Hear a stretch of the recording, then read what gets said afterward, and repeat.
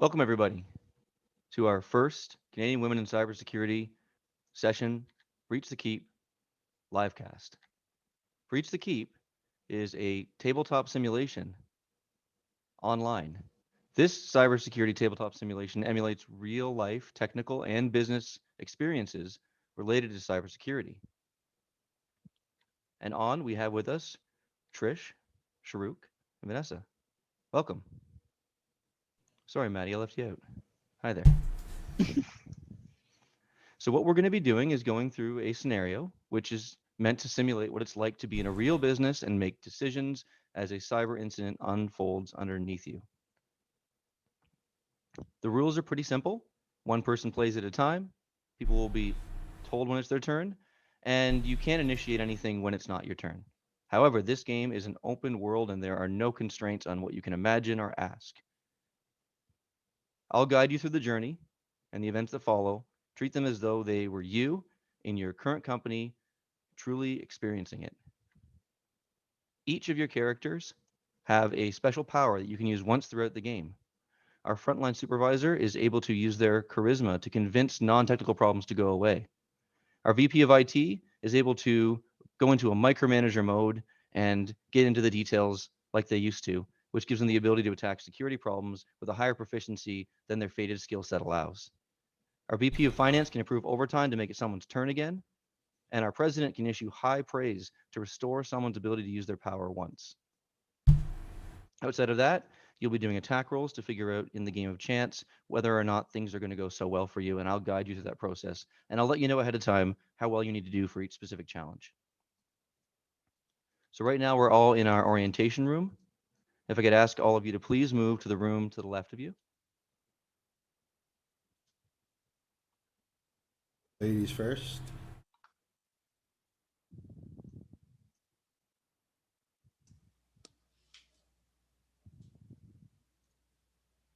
I'm taking the front. I'm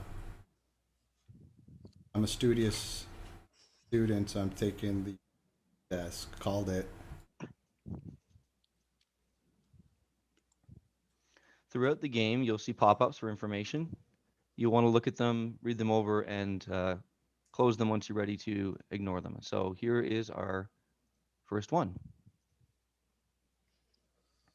Welcome to the city of Breachwater. It's Monday morning, and your city has approximately 93,000 citizens who depend on the water supplied by this plant. Unfortunately for them, there might be a major malfunction in your water treatment facility.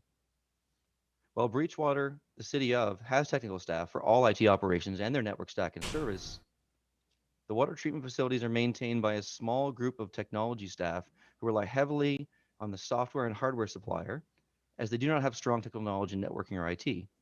Traditionally, IT has been kept out of the technology process for these installations for a variety of reasons. Recently, in the last 6 months, the operating systems on the servers responsible for the interfaces and historian systems that communicate with the valves and pipes and water and PLCs needed their versions updated because they were so far behind, they were no longer available for patching. The operation technology team inside the plant worked with an external vendor to support the upgrade, and everything went well and live a few months ago without any issues. However, recently, something's gone wrong. Sometime over the last weekend, staff have reported that they can no longer get sensor readings or historical data from their interface systems. Everything seems like it's working okay, but the situation needs to be resolved. Staff are currently manually verifying readings in person to make sure, because they're not completely certain the malfunction is safe for the public. Your external vendor is working on it, but this is receiving some serious attention, and IT has been asked to come in and work with the OT staff and the external vendor. So, Mr. President, I'm going to ask you what you'd like to do. You've arrived here, there's some technical field staff on hand, and you've heard that they're working with an outside vendor. What's the situation on hand right now, Dungeon Master? So the situation is, you know that there might be a problem with the water. You don't know that that's true or not. The people who are currently the people who are manually verifying that before it goes out say, yeah, it's probably safe, but all of the systems we use to normally control this aren't working, and we have our systems vendor looking into it because I think maybe it's got something to do with the recent upgrade. So the water I'm about to drink, you're saying might not be safe. Is that what you're saying right now? Well, we're going to keep that quiet for a little bit, but yeah, that's possible. Could be. You might want to test it. I might want to call maybe my VP of Finance to drink some of this water to make sure it's safe. No, I'm joking. Let's, you know what? Bring the VP of IT into my office now, please. Okay, go ahead and roll for that communication.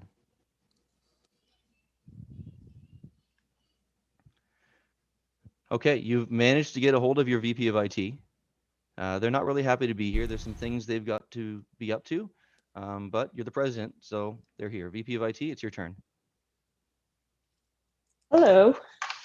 I am investigating the issue as we speak, and I'm going to provide the president a brief that's probably not so helpful just yet until we figure out what the issue is. Okay, so what would you like to do with your move?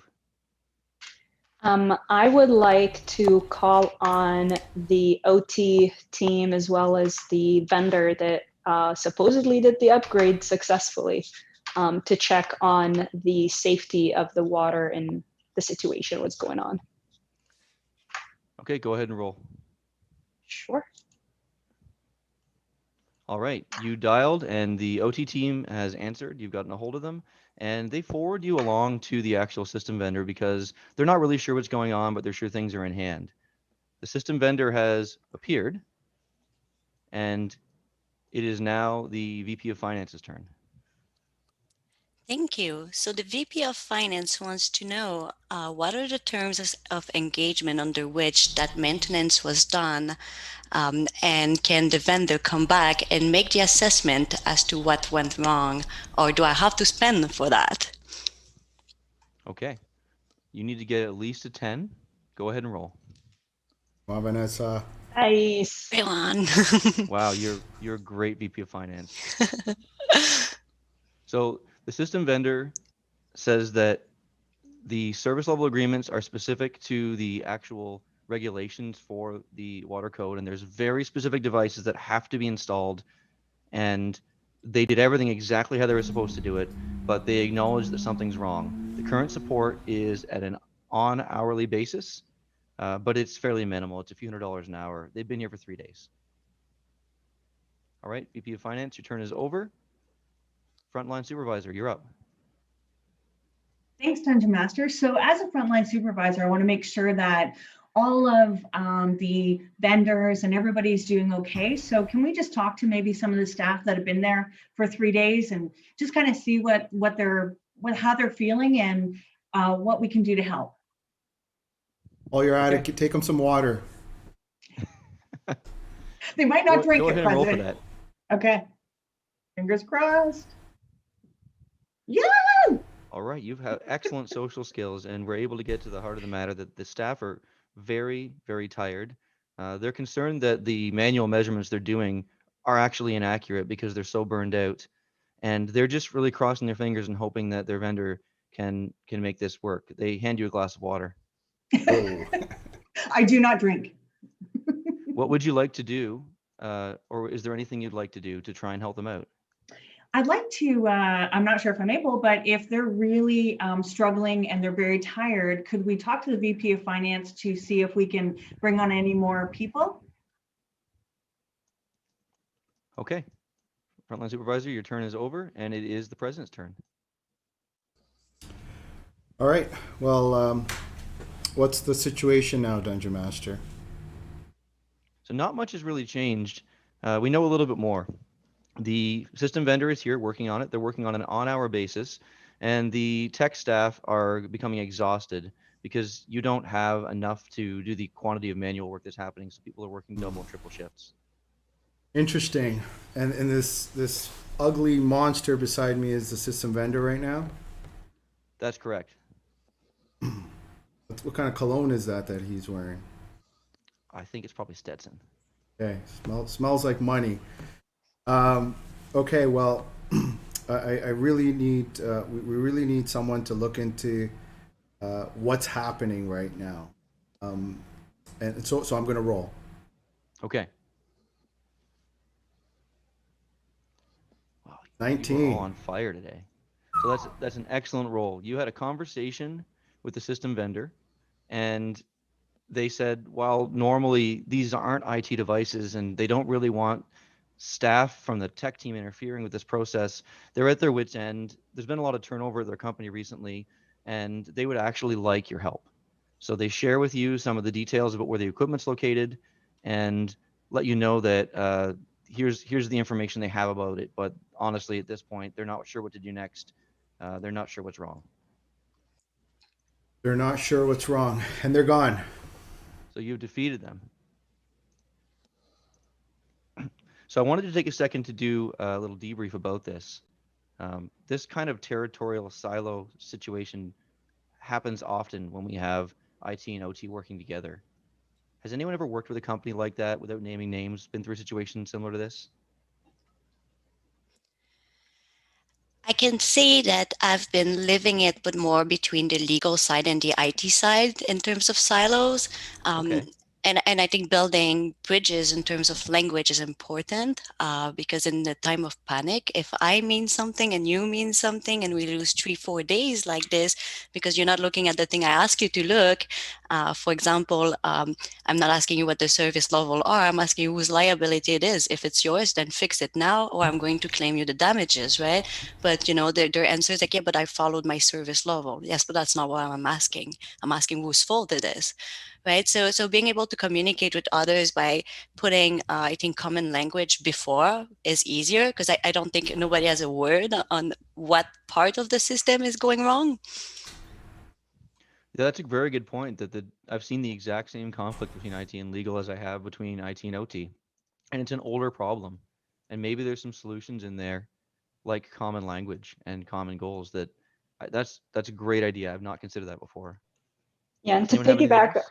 yeah, to piggyback off of what Vanessa mentioned about having common language, having as well common goal, because from my experience, just having those silos between IT and security team, because the IT goals are mostly oriented around getting, the application developed or getting their stuff done as quickly as possible and as efficiently, whereas the security team's goal is to make sure that we're mitigating risks, that the product that they're developing is as secure as possible. So making sure that the two teams are agreeing or aligning on a similar goal or on one vision can help eliminate some of these silos. Yes, that sounds like it's the president's job. Yeah. Mark, I'd also like to comment that it's also about the technology used to make that connection. So as Vanessa said, it's using the same language, but we work in a distance organization. We're across the entire province. Everybody's in their own little silo. And it's making sure that IT can utilize technology that translates. So whether if you're actually working with hardware, it's utilizing an app that's going to allow them to see what you're doing. So it is about translating, but visually and verbally. All right, so back at Breachwater, if you head a little bit down to the bottom right of our map that you're in, you'll see that the network stack has been pointed out because the OT vendor told you where it was. By the way, is that water safe to drink? You'll have to test. Let us know in an hour. We think so, though. Our very, very tired people have told us probably. Let me try it out. I'm testing it for you. Okay. So we've made our way into the area where the network stack is. You're unfamiliar with it, and as the vendor said, there's been a lot of turnover, so there's not really any documentation. It looks like we're going to have to do some kind of discovery on this system to figure out what's going on. And VP of IT, you're up. Alrighty, I guess I'm just gonna roll up my sleeves and go look into it. But I better get a raise from the president after this. I'm writing a check right now. VP of Finance, approve it, please. Okay, go ahead and roll. That was a very good roll. You've got about 50% of the network discovered. It just needs a little more work. You think you know where everything is, but you feel like you might need to double check. All right. And your turn is over now. VP of Finance, you're up. Thank you. I'm going to, can I use my power for the VP of IT to finish their job? Absolutely, you can. Please go ahead. Teamwork. Alrighty, should I roll then, or? Oh no, it says use. There you go. So you have cast, Overtime approved. Overtime approved. The VP of IT gets some of that check. And it is your Sweet. turn again, and you can go ahead and roll. High numbers. Uh-oh. So we're almost there. There's just something that's bugging you, and you feel like you still should go back and check it. You're just inches away. Probably can being tired since micromanage. You work 2 shifts in a row. Unfortunately, you're very tired, and your turn is over. It is now the frontline supervisor's turn. Can I call a friend? Can I get an expert? Can I ask someone outside of our group here? Yeah, what do you want to do? I would like to ask somebody who could assist us. I'm just not sure of which title that would be, but that can maybe give a bit more information to our VP of IT. Is there someone in the company or someone in another company? I would say an external contractor that worked on this to see if there's something that we could do. All right, go ahead and roll for that. Okay. 10 and above. Come on, Trish. Woo! All right. Woo. So Nice. it turns out you were part of implementing an important CRM system a few years ago and still remember the contacts for some of them. You call that person up and they answer, and they actually remember and are familiar with the rest of this network stack because they were part of doing some integration on some of the citizen data. So as they're telling me, may I have my, I guess in this year, have my phone available so that the VP of IT can be listening to the situation? Oh, they've already gone ahead and sent it forward, and they have the information now. Okay, and I've given it over? Yep. Excellent. So Looks like I'm all set. So we're done mapping out the network, and this is what our network looks like. So we've got a typical looking SCADA network with some different types of connections. And what do we see anything here? Is there anything that looks atypical here? Yeah, the little IP coming from the right, the public internet going into our network without any firewalls, or it's probably not us. I didn't set so that up at my cottage. What do you think Yep. about that?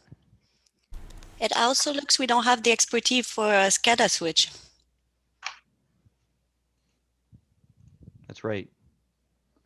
So we've got some problems in this network design, and it looks like someone has stuck an external cellular connection directly into the system that has been misbehaving. Why might that have happened? Has anyone ever seen this before? I'm relying on the director of IT. Some hacker, man. Those hackers ganging us every day. No, So but this- yeah, in general, the gist of it is someone is trying to get into our network using their own little set up in modem, and basically without any protection or firewalls in between, it's hard to control this network settings. Probably someone who actually had some sort of physical access, plugged in something when someone was not looking, and was able to get right into our network without our protections. Yeah, so unfortunately in this situation, it's actually a little worse than that because it was the field tech staff that did it. The people that actually work in this building did this at the request of the vendor because they had tried through a series of emails to get the corporate IT to open up VNC to the internet. And corporate IT said, no, we don't do that. So the vendor said, I've got a fix for you. Plug this modem in, and then we can use our VNC connector to get to the actual system. But they forgot to disconnect it, and they left it there for months. Wow. So it's even worse. This is quite similar to what happened with the recent Florida water hack. See, that's why we need a third-party risk team here. We need those third-party assessors coming in and making sure our third parties are not messing up with our systems.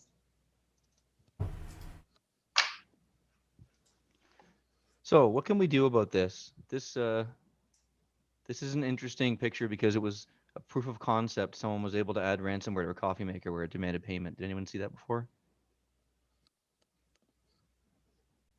And the idea is that well, we have overlaps between, that didn't used to have an IP address, but now it does.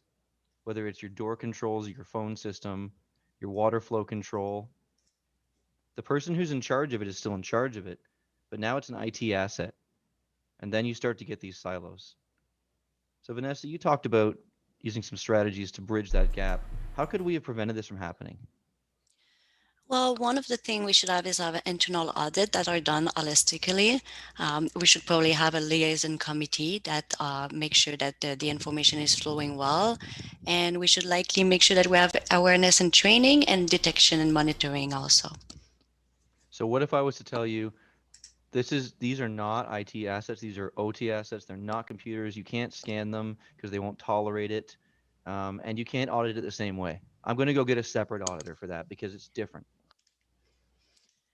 Right, so I would probably be, whenever there are OT systems are involved, I will probably look for an external firm that specializes in OT security, because that's a little bit different than a coffee machine, Right. although just as important.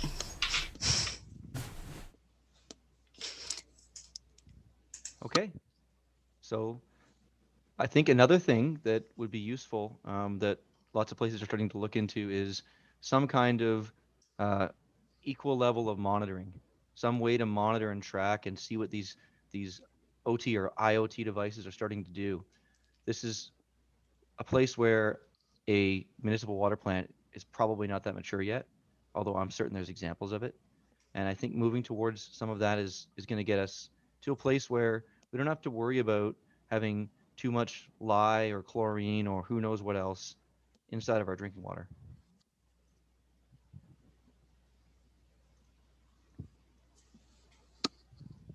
Maddie, are you still okay? Have you drank that water? You feeling okay? Well, I was going to call you over and have you do that. So what does everyone think? Maddie, do we have any questions from the audience?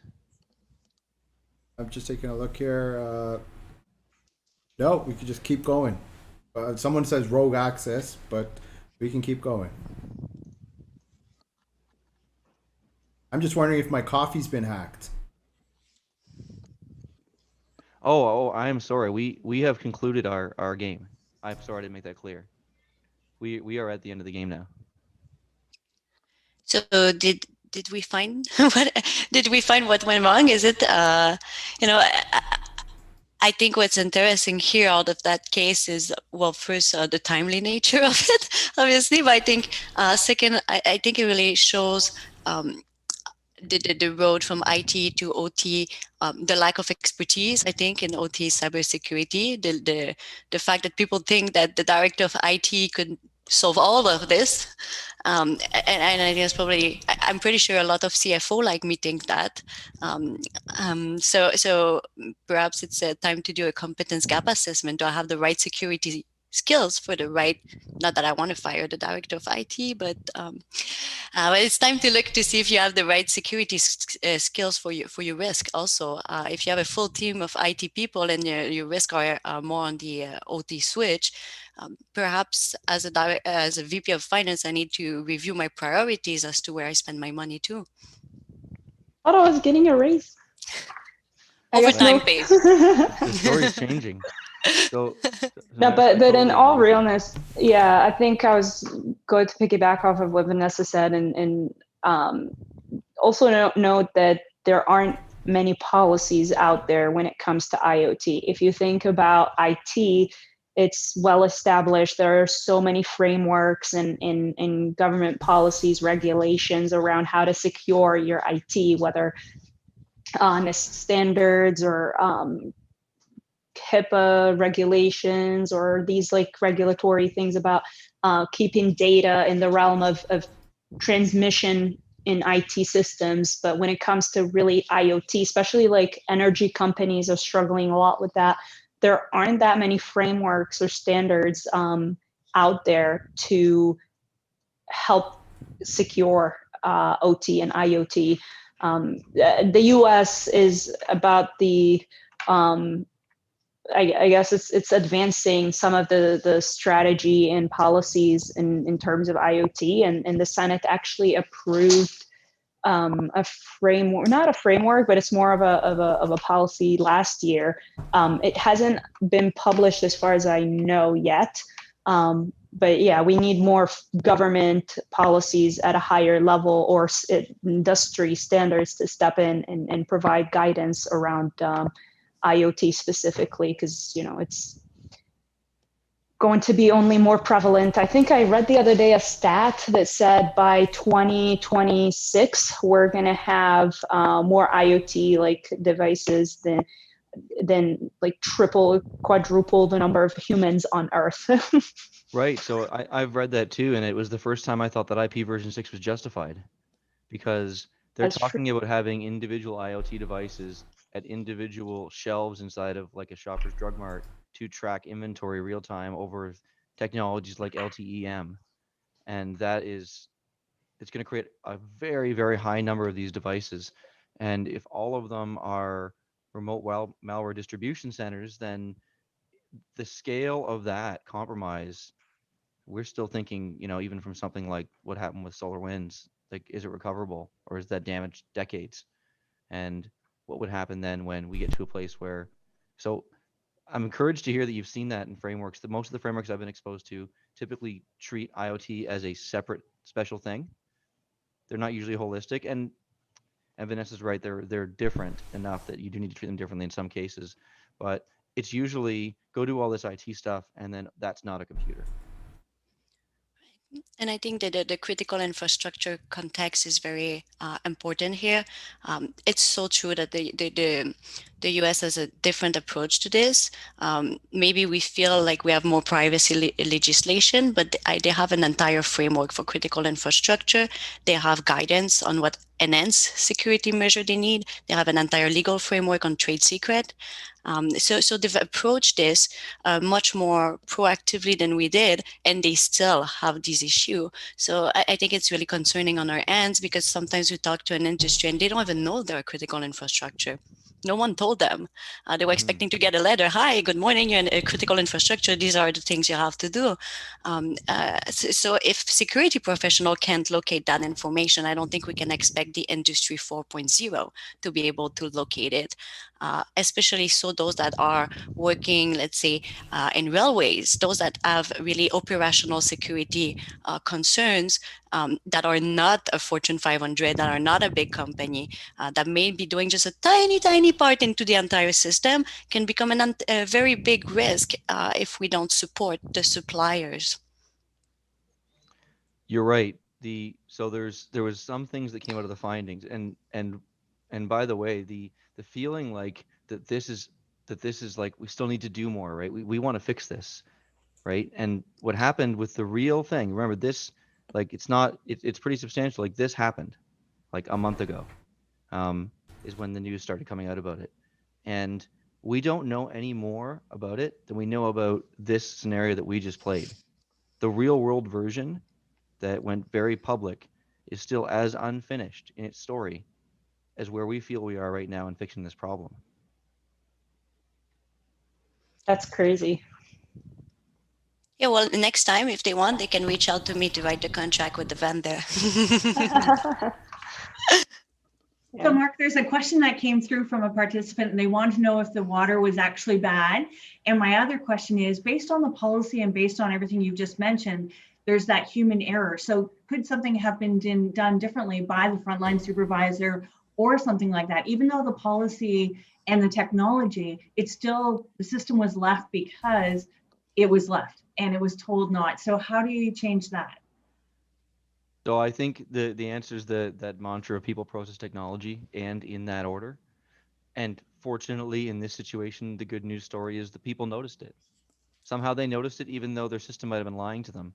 They noticed there was an elevated level of I think it was lie, and it never got out to the public. So in the real world version, it's we caught it and don't worry. Well, worry, but no one got hurt as far as we know. In our version here, yeah, the water was fine. You guys are gonna be okay. There you go, Maddie. You're okay. I'm good. And Mark, there's a question that's come in. How can this be related to the Florida Water Treatment Facility Act, or other than both involve water? Right. So it's not just that both involved water. It's the way that the Florida facility was compromised was using a program called TeamViewer, which is a VNC client that was open to the internet, and that is how they compromised the system. And I think this also is a very common misunderstanding. People think that it's still very easy to have an air gap system. And people don't understand things need to update, because if you have an air gap system, that means you need to have a team to be able to update manually. And the reality is that there's always somewhere in the critical infrastructure way in, even if it's the fish tank, as it was in the casino. So to be able to make that statement actually requires a lot of work and verification and ongoing. So I think organizations that start from these premises should be very, very certain they look everywhere. I would start from the premise somebody can get in, even if that person is my employee. And I mean, obviously here, the employee, I mean, the vendor did a mistake, but I'd be shy to sue, because I'd been asking, why did I not see that open and why did I not close it myself? So I've aggravated my own damages after, right? And I think what is particular here is the cyberkinetic type of damages.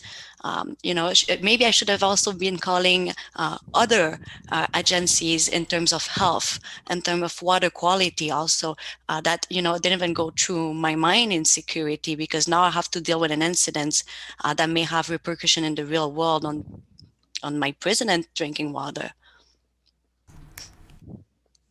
Right. And yeah, so I was, you're completely right that the air gap thing, when someone tells me it's air gapped, I'm always thinking, yeah, right. No way. Like we saw how, and still to this point, people who may have entered cybersecurity since it's been forgotten, people still know what Stuxnet is, right? Because they were air gapped, right? But then USB keys. So it's really, really hard to make it sure that nothing bad gets access to your system. As long as we have humans, there's no such thing as air gap, because as you mentioned, people, process, technology, like people are, you're as strong as your weakest link, and typically human error, people are your weakest link. And in this case, it's no different. It's not just the third party that I would blame. It's internal awareness. Like it's always good in these scenarios to kind of do a debrief and kind of look into our own organization to see like what's going to improve and mitigate this in the future. And in this case, with the water situation, it's someone who wasn't aware of what applications are supposed to be installed, or what what's approved, like having a whitelist or some sort of guidance for employees to understand like this is bad, at least recognize when something is bad or good, is at least a good first step.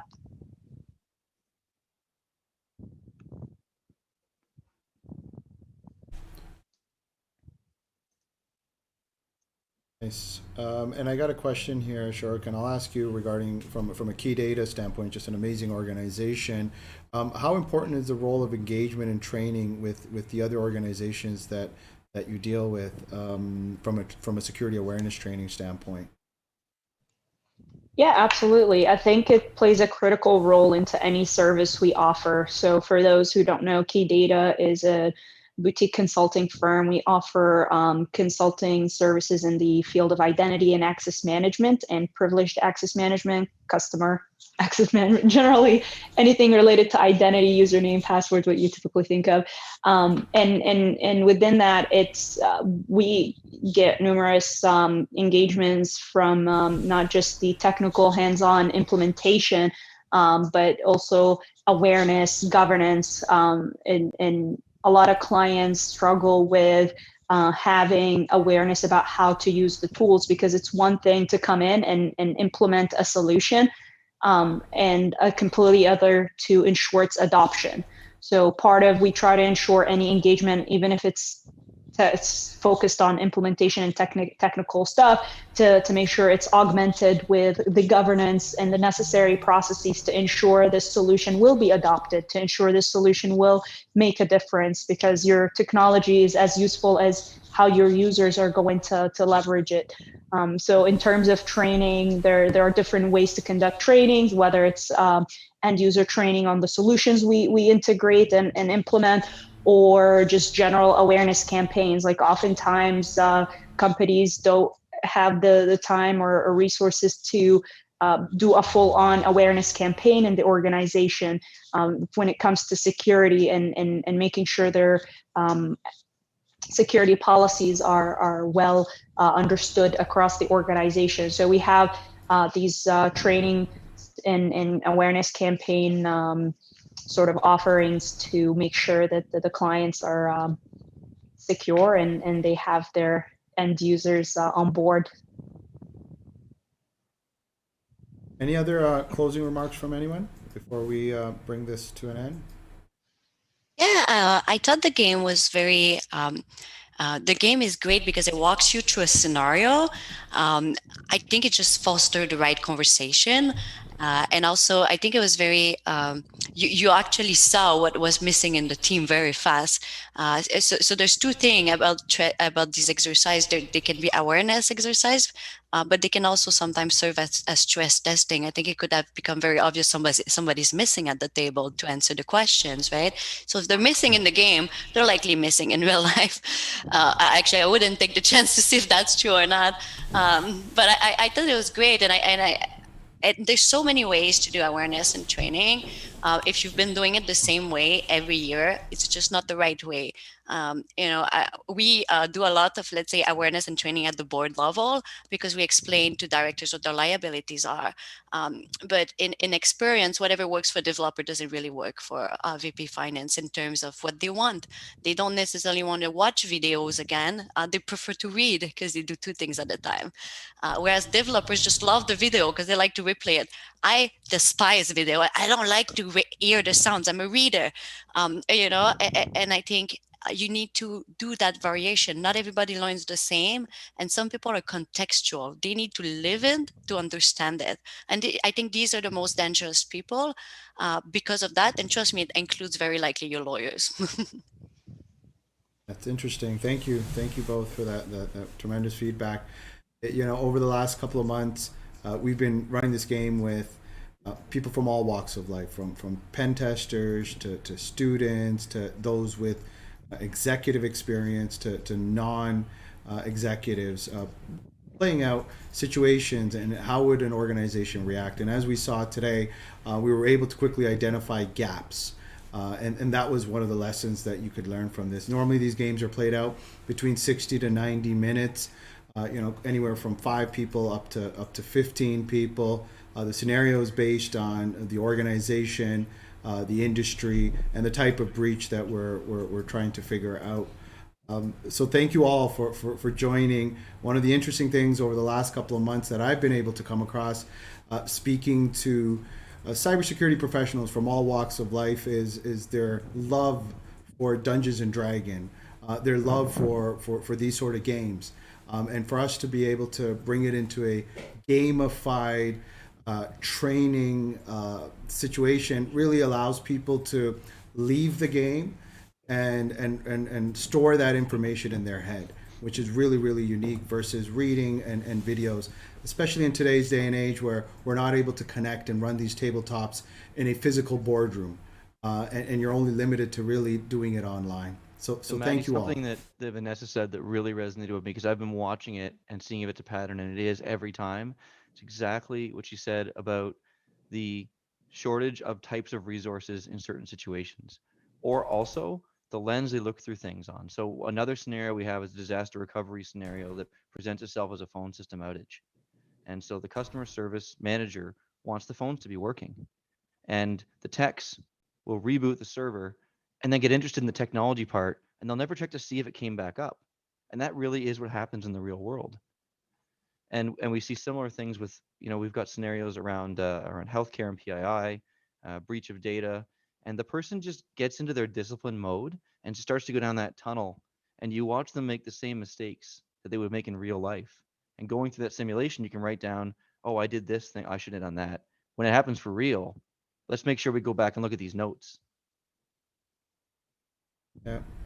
Trish, any right before we close this, I want to first of all thank Sentinel One for powering this game. I also want to thank Key Data, to Julie and Rosa and Shuruk, obviously, for attending.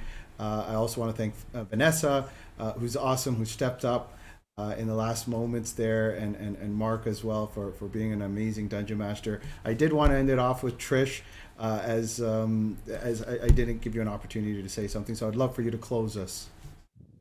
I'd love to. As a big fan of D&D, that's very cool that you made it around this. And Mark, great job. In my work in education and working with business, the gamification of this makes it fun. And as we said, we've got our director, our VP of IT, who is way smarter than me. But on the same playing field as this, it allows us to relate to a problem and work together. The whole fact that you've gamified this, I think, allows people to forget to kind of just get outside their comfort zone, get in a role playing and work together, whereas maybe they might not have had that in their own roles. But Maddie, I just can't thank you enough for inviting me and having this session. And Mark, great job. Vanessa, you were amazing. Shuruk, you were great. I just want to say thanks for everybody who joined to watch this. It's a really great opportunity. Thank you so much for having us. Thank you. Great initiative, Fun. Mahdi. Thank you.